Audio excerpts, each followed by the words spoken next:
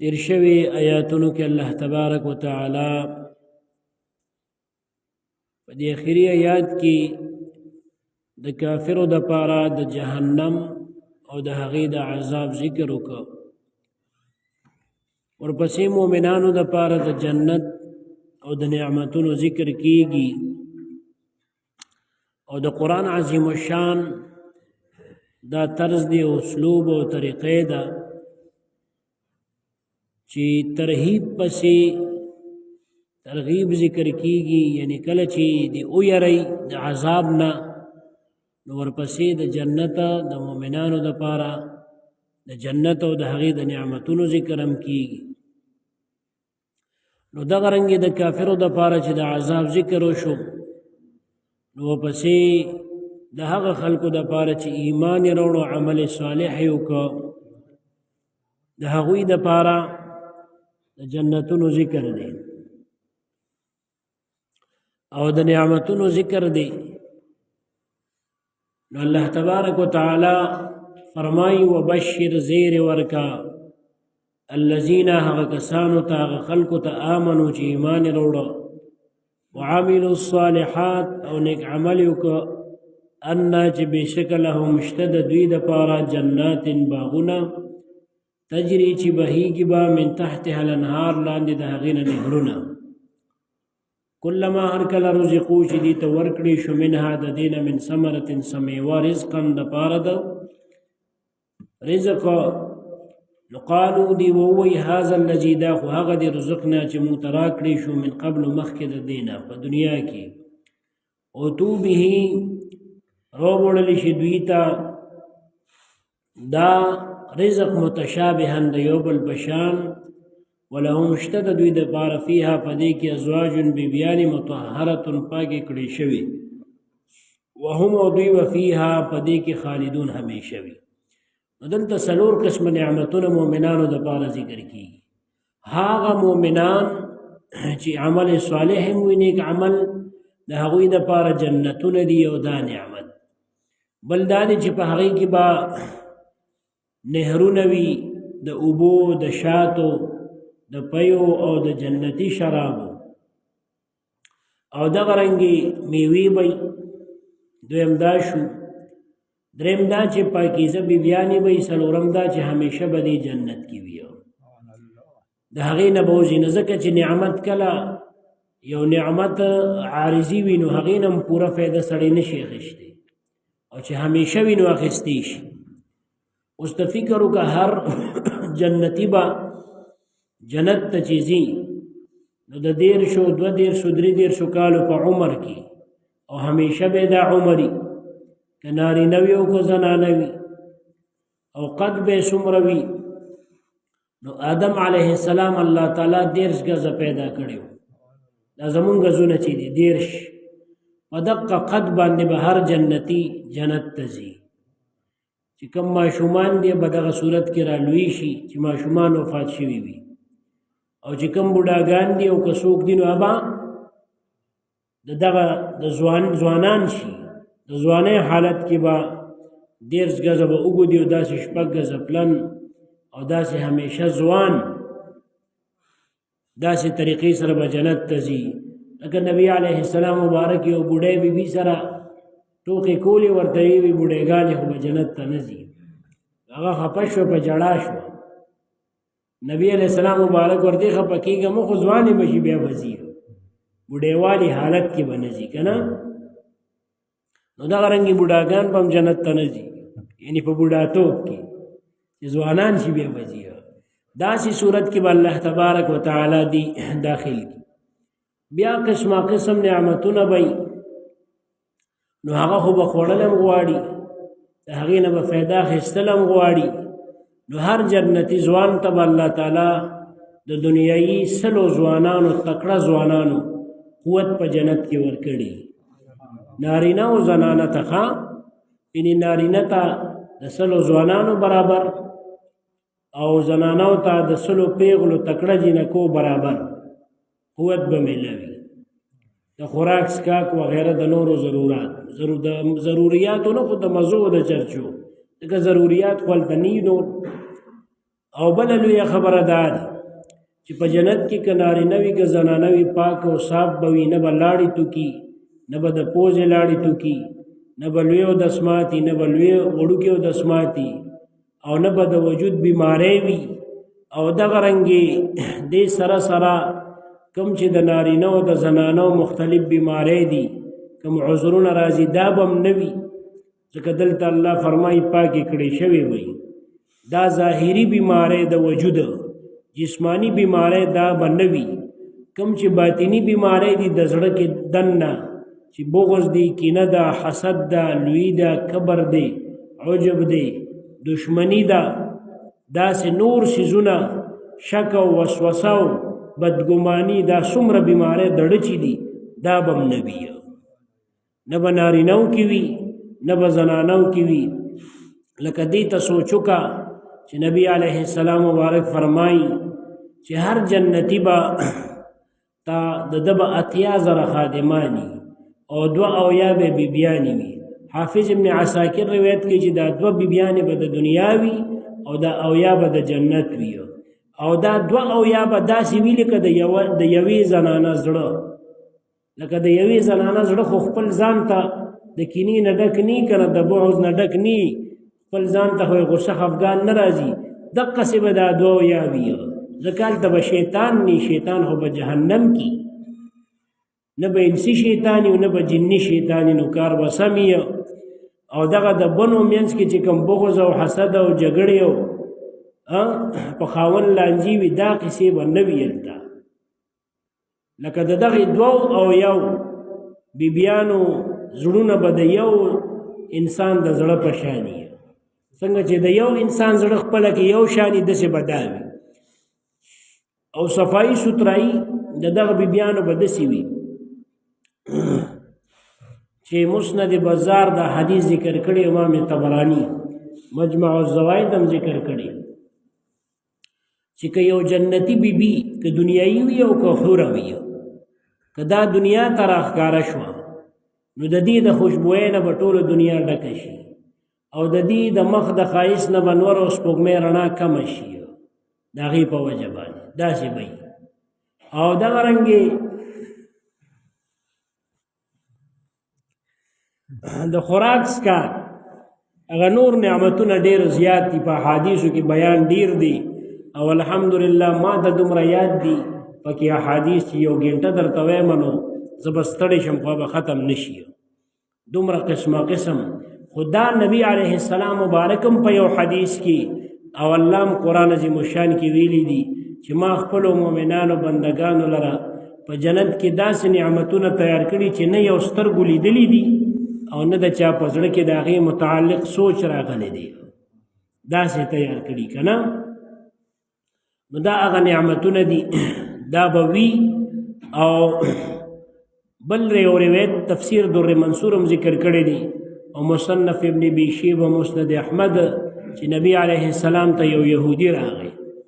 تپوس یې وکړ د الله رسول صلی الله علیه وسلم جنت کې به خوراک څښاک خلک کوي؟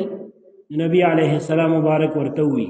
چې او یو جنتي ځوان ته به الله د دنیایي 100 ځوانانو د خوراک څښاک وغیره قوت ورکړي. نو هغې د الله رسول صلی الله علیه وسلم د دې چې دومره ډېر خوراک کوي نو د اسماني ته به هم ضرورت پیښي، او جنت خو د نجاست ځای نه دی، نو دوی به څه کوي؟ نو نبی علیه السلام مبارک ورته وفرمایل چې د دې د وجود نه به د دسماتي په ځای باندې د ټول وجود نه خوله ځي، خو دا به د مشکو په شان خوشبو یي. نو چې دوی خوراک وکړي، د خوراک نه پس چې څنګه دنیا کې د سړي ضرورت او دسماتي ته راځي،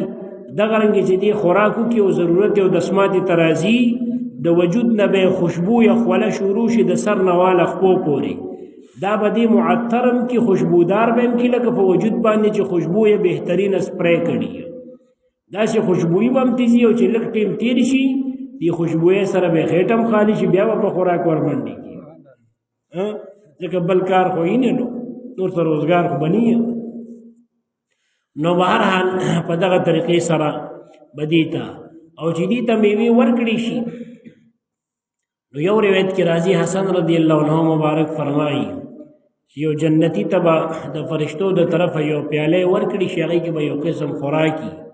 وی دا خوره چې هغه خوري بیا ورته اقا سبله پیاله ورکړي یا وی دا هم اوسو خوړل وینه دا سیس خو هغه کاری خو مزه جدا ده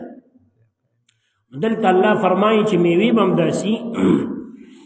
چې دا میوي با یا خو د دنیا د میوو په شان ښکاري خو مزه به داسې نه بل شان وي ابا داسې وي چې اچانوي سکلی او همدغه رنګې په دې کاربیټو به هم نه پاخه که نه قدرتي به یو داسې قدرتي خو به نه اب ډېر ښه وي ځکه چې نبي علیه السلام هم فرمایي قرآن کې الله هم فرمایي چې داسې نعمتونه چې نه سترګو لیدلي او نه د چا سوچ کې راغلي دغه رنګې دا میوې خو به یاد شي دلته د آیات کې الله فرمایي او یا دا چې کله ورته میوې میلو شي نو لکه سحر فرض کا مثال به یاد کو د مالټو موسم دی نو مالټې به یادې کو چې سحر مالټې وخوري او سار کې خو اگر چې سوخریم نو تاسو چې سار کې اسکې جنت کې بچې نه ګورې نه او دا چې خصیص خو نه دی دا خو د بدې ورځې نه تاسو اسکې هلته چې جنتي شرابي او جنتي پیوي او شهد وي او جنتی وبوي او نور نعمتونه په چا ولته څوک سکي اګه دا بیکار عادتونه بالته نه ښه بعضی سړی مونږ عجیبه تاسو کې ویره جنت کې بدای دای نه دا بیکار سوچونه فکرونه بالته نه ګوري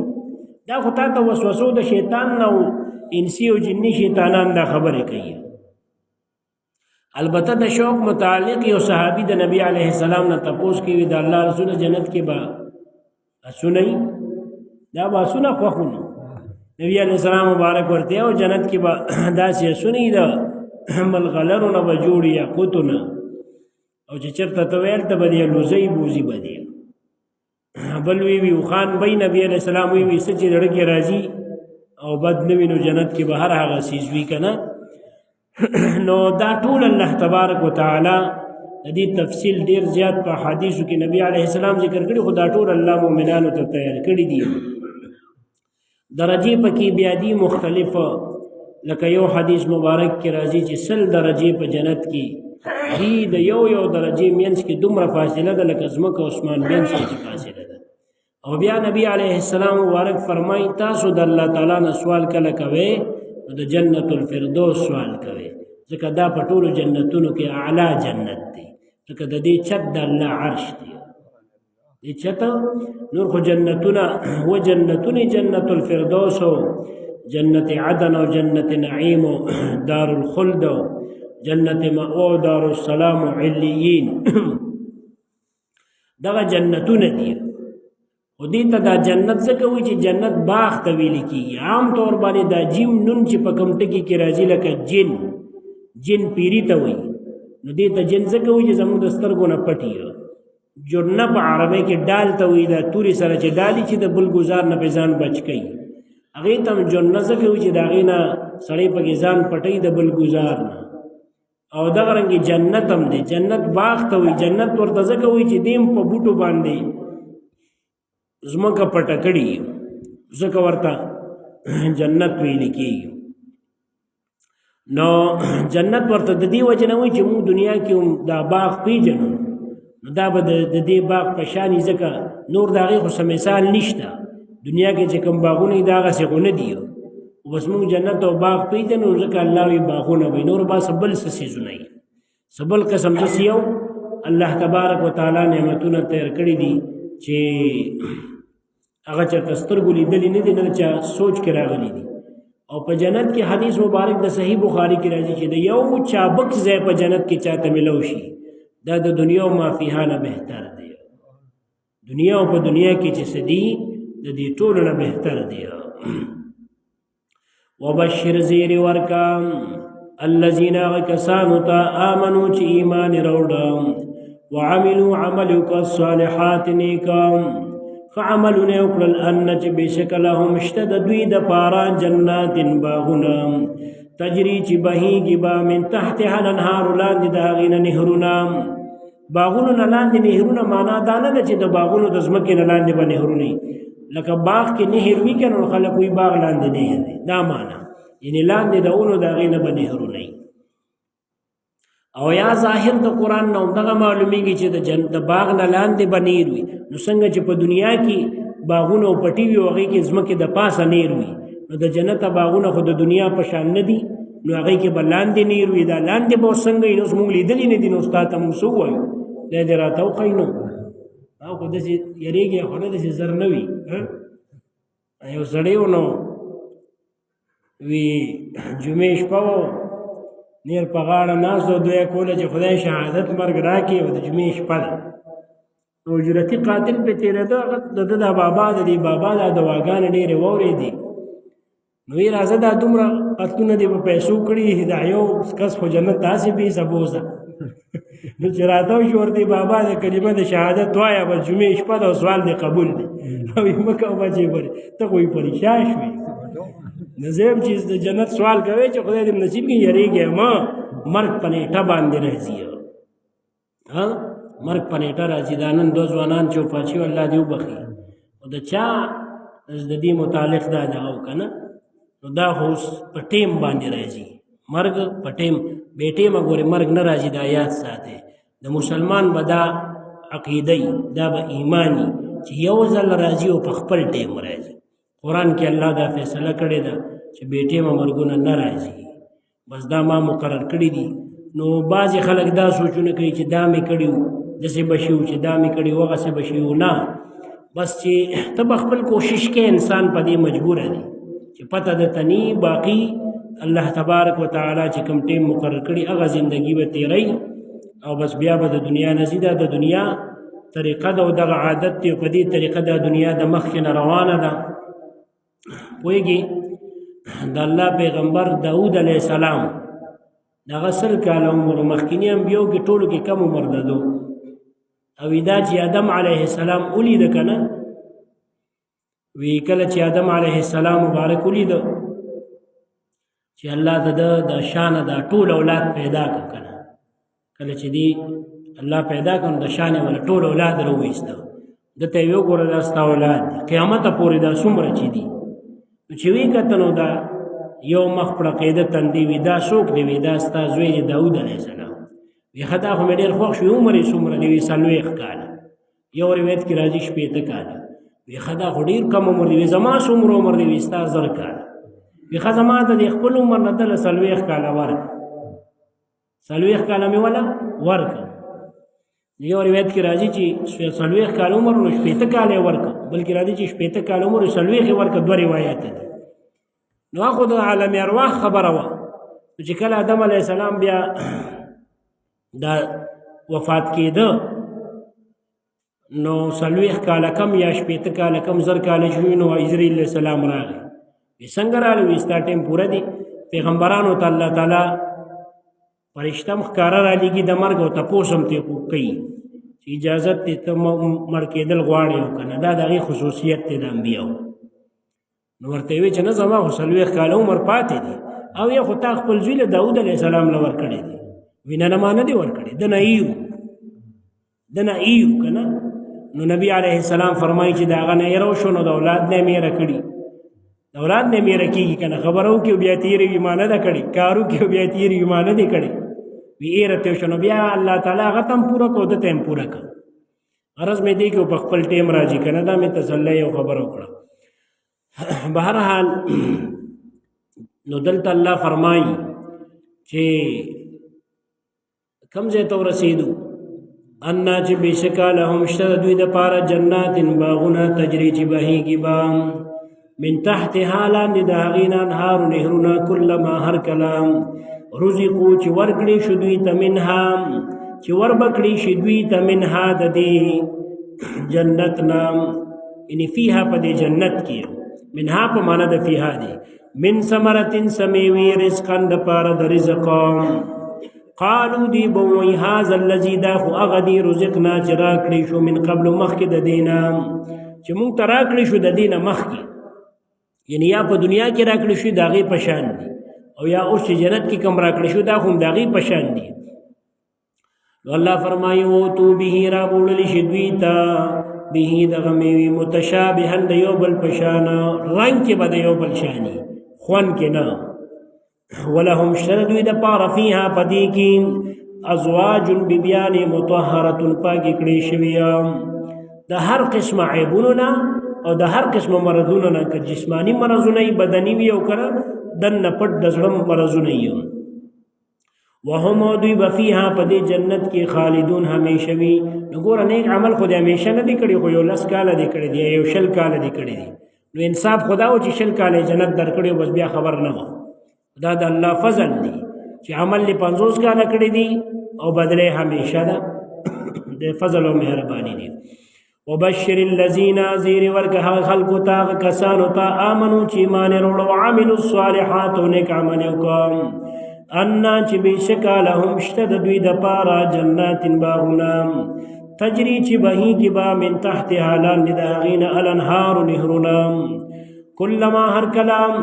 رزقو چې ور بکړي شدوی تا منها د دینا دا د ماضی صيغه دي خو په معنا د مضارع استقبال دي من ثمرة سمیوا رزقنا منها پدی جنت کی من ثمرتنا سمیوا رزقن د پاره د رزقام د خوراک سکاک د پاره خوراک د پاره قالوا وویدی هذا الذي ده غدام رزقنا چراکلی شمونت من قبل مخک د دینا په دنیا کې یا د جنت کې واتو به روړ لبشدویتا به دغه میوی متشابها د یو بل پشان پرنګ کې نه بخون کې ولهم اشتد دوی د پارا فيها پدې کې ازواج ببيان مطهره پاکي کړي شوی د هر قسم بیمارونه وهم او دوی به فيها پدې کې خالدون همیشه وي صدق الله العظیم الله